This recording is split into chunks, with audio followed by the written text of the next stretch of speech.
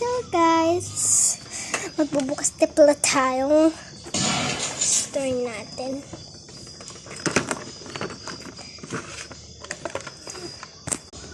Okay na.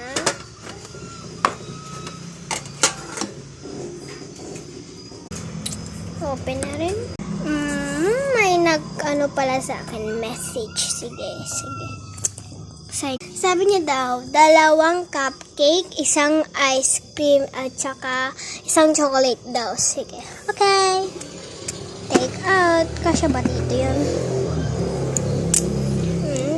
Wag pala ito. Bakit mo yan? Ito na lang.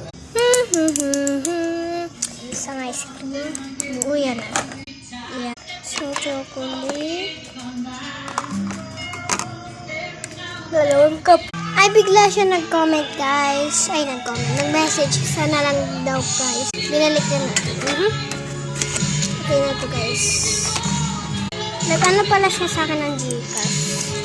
Di-deliver na natin. Diyan na tayo. Akit na tayo.